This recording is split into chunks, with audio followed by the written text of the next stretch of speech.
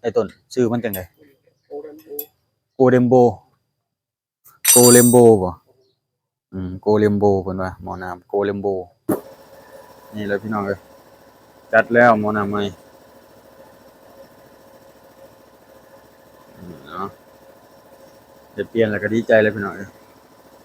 การใช้งานระยะยาวเนาะคือว่าให้อ้ายเราเปลี่ยนให้เฮ็ดให้ใหม่มื้อนี้สิพาพ่อแม่พี่น้องไปเปลี่ยนหมอน้ำเนาะเพราะว่าได้ลงคลิปมื้อวานนี้เนาะหลายๆคนเพิ่นให้ไปเปลี่ยนหมอน้ำลองเบิ่งเพิ่นว่ามันน่าสิเซาเพิ่นว่าเพราะว่าบ่าวกล้องก็เลยถือโอกาสนี้เลยเพราะว่ามื้อนี้ฝนตกแห้งหลายเนาะพี่น้องเนาะคือน้ำแถวไร่นองไร่นานี่ก็เริ่มพังเริ่มหยังแล้วเนาะเริ่มสิได้ดำไร่ดำนาแล้วพี่น้องก็เลยเอาไปเปลี่ยนเนาะเพื่อแบบว่าไปเปลี่ยนแล้วมันสิดีขึ้นเพราะว่าคันถ้าว่าใส่ต่อไปยันมันเทอันอื่นมันสิเทตามไปนำเนาะพี่น้องเนาะเอาเดี๋ยวไปพ้อกันอยู่ในร้านสร้างเนาะพี่น้องบ่ฮู้ว่าเพิ่นสิเปลี่ยนหม้อน้ำหรือโหจักบาทเนาะไปเบิ่งนำกันเลยพี่น้องเอ้ยมาฮอดเลยพี่น้องฝากให้อ้ายเราเบิ่งให้เนาะเดี๋ยวดูแลให้คือว่ามันกับป่วยแห้งเลยเนาะพี่น้องเนาะเพราะว่าอยากใช้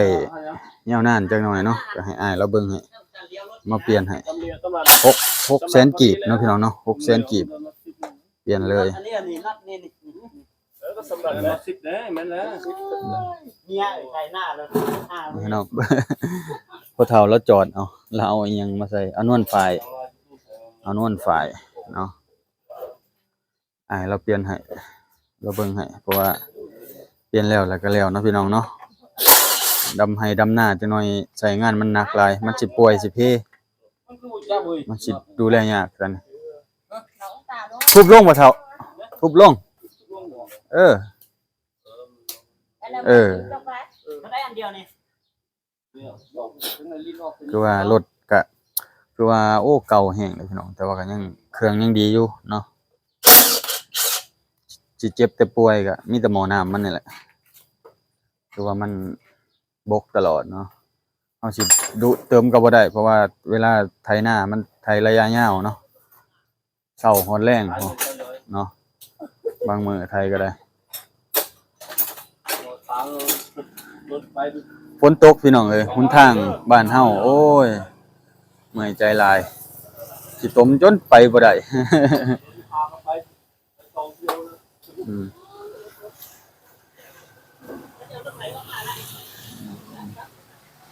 ไปยากนะพ่อสาวเนาะโอ้ยเมื่อยใจหลายหนทางบ้านเฮาบ่ได้เฮ็ดแล้วเนาะทางดำนะปีหน้าก็เลยทั้งดำแล้วไว้ต้นพี่หน้าแล้วบ่เจ้าแล้วแล้วว่าแล้วพี่หน้าพี่น้องถ้าได้ใส่น้ำกันอยู่ดอกแถวนี้ใกล้สิแล้วแหละคือว่าผู้หลักผู้ใหญ่เพิ่นกำลังค่อยๆเฮ็ดค่อยพัฒนาไปเนาะคือว่าอันนี้บ่ค่อยเจ็บบ่ค่อยป่วยมันได้พี่น้องเอ้ยบ่ค่อยสอบมันได้เนาะแต่ว่าเครื่องเฮาก็ยังโอเคอยู่ดอกการใช้งานต่างๆนานาก็ได้มันเพเฮาก็ซ่อมเอาหม้อน้ำเปลี่ยนรุ่นอีหยังไอ้ต้นชื่อมันจังไดโกเลมโบบ่โกเลมโบเพิ่นว่าหม้อน้ำโกเลมโบแล้วเบิ่งให้พี่น้องเอ้ยเพราะว่าบ่กล้องก็อยากมาเปลี่ยนให้มันแล้วเลยเนาะเพราะว่าลงหน้าก็สิได้ใช้ยาวๆไปเลยเนาะจักหน่อยก็ปั้นเข้าอีกเอาไปแก้รถปั้นเข้าอีกพี่น้องเอ้ยตัวนี้ก็ได้เนาะพอใส่ยาวนานเลยสร้างบ้านเฮาก็สิแล่นมานี่แหละพี่น้องคราวเดียวใกล้ๆกันบางเทื่อเปลี่ยนหม้อน้ำใหญ่รถอ่ารถปั้นเข้าก็สิมาให้อ้ายต้นเราเปลี่ยนให้เลยคิดว่าอันนี้พัดลมมันพี่น้องพัดลมเบิ่งอ้ายแล้วเฮ็ดออกพี่น้องเอ้ยคือว่าถึงฤดูกาลลงหน้าอีหลีเลยแหละเนาะเบิ่งหนทางก็ได้เนาะบ้านเฮานี่ต้องทำใจเนาะยามแรงก็ขี้ฝุ่นว่ะไอ้ต้นขี้ทงเนาะทำใจเอาพี่น้องเอ้ยจักหน่อยก็แล้วจักหน่อยเพิ่นเฮ็ดก็แล้วดอกเนาะดูว่าจักหน่อยบ้านเฮาทางลักน้อยต้นเนาะ คนก็สิสัญจรหลายคนรถขนส่งอีหยังเนาะส่งผลไม้จักหน่อยก็สิแล่นพาลงนี่บ่จักใกล้กว่าบ่จักหน่อยตัวเนาะแถวอิหยังก็เข้าไปมหาชัยอะนะใกล้กว่าบ่ทางน่ะอ๋อเฮามันต้องแล่นลงมาลุ่มเนาะอืมอันนั้นต้องสวสวรรค์ซะเนาะสวรรค์มานี่ใกล้กว่าแต่เขาก็สิเลือกไปทางพุ่นแหละทางอิหยังก็ทางเซโนพู้นแหละเนาะทางเซโนใกล้กว่าส่วนมากก็เพิ่นไปเล่นไปเที่ยวแหละพี่น้องเอ้ยลองมาใส่ทางนี้เบิ่งเนาะนี่แหละพี่น้องเอ้ยปัญหาจุดเสียมันก็นี่จุดนี้เลยเราเบิ่งให้เนาะโอเคพี่น้องเดี๋ยวจักหน่อยให้เบิ่งเราเปลี่ยนเนาะเราเป่าฝุ่นเป่าหยังออกเนาะ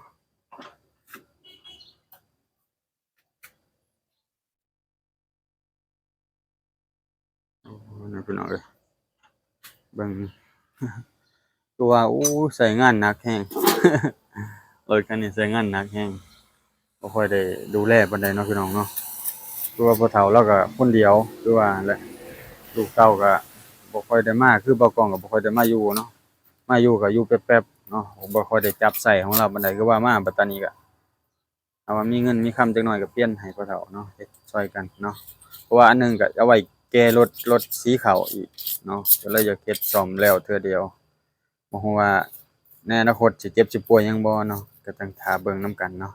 คือว่าอ้ายเลาลังก็สิเปลี่ยนให้พี่น้องเอ้ยอืมมันเป็นอิหยังไอ้ต้นมันเข้าสนิมบ่เนี่ยนี่น้ำเนาะน้ำมันอันน่ะแล้วเป่าขี้ฝุ่นอยู่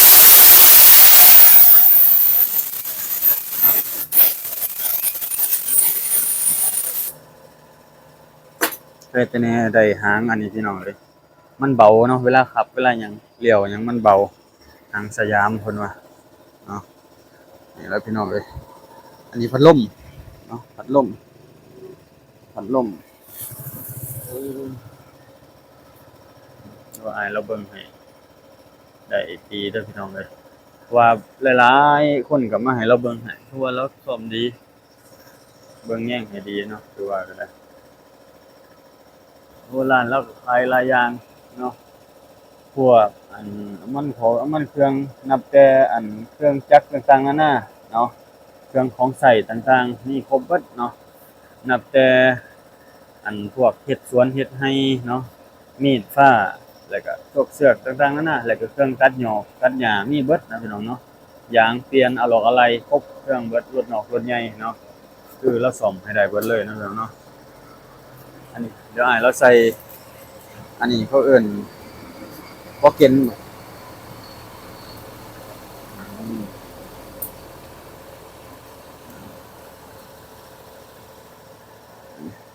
อันนี้เขาเอิ้นหยังก่อนไอ้ต้นฮะช่วงสวงอืมโอ้นี่พี่น้องนี่หม้อน้ำไหม้ว่าซั่นนี่อ้าวนี่เลยพี่น้องเอ้ยจัดแล้วหม้อน้ำไหม้เนาะได้เปลี่ยนแล้วก็ดีใจเลยพี่น้องเอ้ยการใช้งานระยะยาวเนาะหรือว่าให้อ้ายเราเปลี่ยนให้เฮ็ดให้ใหม่นี่อันเก่ามาเบิ่งอันเก่าพี่น้องมาเบิ่งสภาพอันเก่าเนาะสภาพอันเก่าคือว่าเละแฮงเนาะตามสภาพเนาะการใช้งานคือการใช้งานก็หลายปีแฮงเนาะ7-8 ปีเนาะเพราะว่ามันกำลังมาป่วยวางบ่กล้องมานี่แหละน่าสิเอาไปไถนามันเลยป่วยง่ายเนาะอืมนี่ก็สิเป็นน่าสิเป็นทองเหลืองบ่ใบต้นอันนี้อันนี้ทองเหลืองเนาะอันนี้พี่น้องเป็นทองเหลืองรุ่นเก่า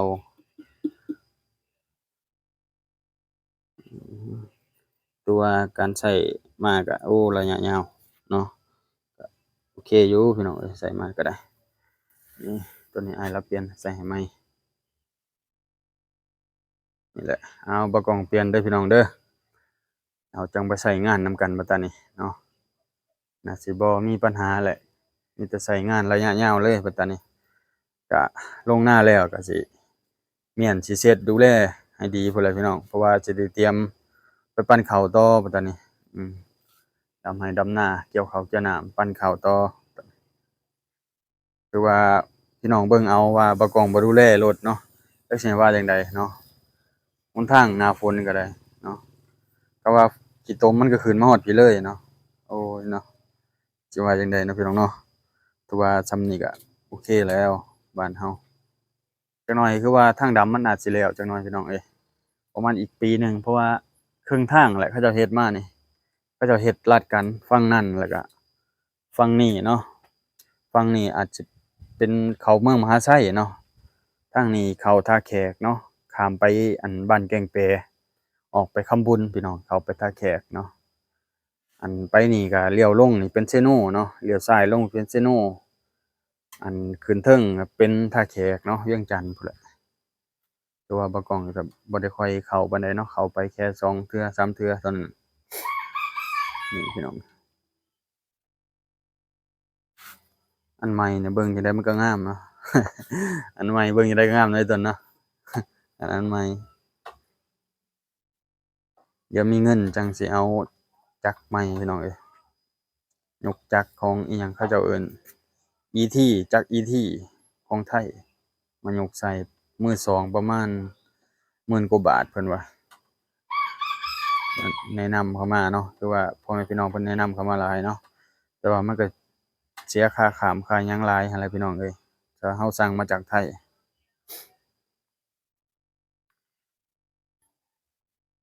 ถือว่าบ่ได้ค่อยซ่อมบ่ได้รถก็ได้ก็ดนๆเทื่อเป็นนั่นเป็นนี่มาก็พอได้นี่แหละได้แก้ได้ขัดไปเวลาใช้งานมันก็ได้พี่น้องพู้นแหละแล้วงานจั่งได้อันนั้นนำกันพี่น้องเอ้ยจั่งได้เมียนได้เสร็จดีๆเนาะเอาอ้ายเพิ่นกำลังสิประกอบเนาะใกล้สิแล้วเลยพี่น้องเอ้ยเฮ็ดข้าวเดียวพี่น้อง นี่ก็สิได้ไปใช้งานแล้วบัดตอนนี้อาจสิใช้งานดีกว่าเก่าเนาะต่างๆนานาเฮาก็สิได้ใช้ระยะยาวพู้นแหละเนาะอ่ารถเครื่องจักรนี่เป็นโกอิหยังก่อนนะโก Lembo เนาะโก Lembo พี่น้องเป็นจักรจีนเนาะนี่เด้ออ้ายเราก็บอกเลยเนาะพี่น้องเนาะโก Lembo รถเครื่องอันนี้พี่น้องจักรนี่จักรที่บ่กองใช้เนาะเป็นโก Lembo เพิ่นว่าเป็นของจีนเนาะโก Lembo เพิ่นบอก อ๋อนี่แหละพี่น้องเอ้ยโกเลมโบแล้วพี่น้องแล้วเนาะคือว่าอ้ายเราประกอบให้แล้วมื้อนี้เนาะคือว่าเราเปลี่ยนแล้วอิหยังเช็กให้เรียบร้อยนะพี่น้องเนาะเหลือแค่เราเติมน้ำให้เนาะคือว่าประกอบก็เสร็จสิ้นแล้วมื้อนี้เนาะคือมาเปลี่ยนให้พี่น้องได้เบิ่งบางคนเพิ่นว่ารถคันนี้คืออัน ET เพิ่นว่า ET ของประเทศไทยนะเป็นของอิหยัง ET นี่เป็นของ Kubota หรือ Yanmar ก็บ่ก้องก็บ่ได้ศึกษามาเดี๋ยวสิศึกษามาให้เว้าสู่กันฟังหรือว่าพ่อแม่พี่น้องเพิ่นฮู้เนาะให้คำแนะนำบ่ก้องเข้ามานี่เด้อเนาะคอมเมนต์ทุกคอมเมนต์บ่ก้องอ่านเบิดเลยเนาะเพราะว่ามื้อนี้ก็เปลี่ยนเสร็จสิ้นอันนี้เป็นของอันรถอิหยังก็ลืมเลยอ้ายเราบอกเนาะถ้าถามอ้ายเราจักหน่อยนะพี่น้องเนาะเป็นของบ่แม่น Kubota เนาะบ่แม่น ET เนาะเป็นจักรจีนของ เป็นจักรจีนอันโคโบอิหยังสักอย่างนี่พี่น้องบ่ยากจักหน่อยเนาะโคโลโบนี่แหละประมาณนี้โคโลโบอิหยังสักอย่างนี่แหละเนาะประมาณนี้แหละเนาะบ่ต้องก็จักประมาณนี้บ่ค่อยตัวอ้ายเราเติมน้ำเติมในให้พี่น้องเอ้ยก็เสร็จสิ้นแล้วมื้อนี้นะการมาเปลี่ยนอันอ่าหม้อน้ำเนาะเพราะว่าก็สิได้ถึงฤดูกาลไถนาเต็มระบบแล้วบัดตอนนี้เนาะนี่แหละพี่น้องนี่แหละโอเคเติมน้ำเติมในนะพี่น้องเนาะเรียบร้อยเราเช็คให้ฝาปิดตัวนี้คือยังไงอ๋ออัดเนาะเวลาเวลาอยากล็อกบ่ตัวล็อกแม่นว่าอ๋อตัวล็อกเนาะตัวล็อกโคโบรถอิหยังก็ได้ต้นโคโบโคเลมโบเนาะรถโคเลมโบเด้อพี่น้องเด้อโคเลมโบเปลี่ยนแล้วเด้ออันพี่น้อง FC เนาะทางฝั่งไทยเนาะหม้อน้ำ ขอบใจอ้ายหลายๆเนาะที่ดูแลให้เปลี่ยนให้อันนี้หม้อน้ำก็สิเอามาไว้อยู่บ้านพี่น้องเอ้ยโอเคเนาะต้นเนาะเข้าใจแล้วเด้อขอบใจหลายๆเนาะ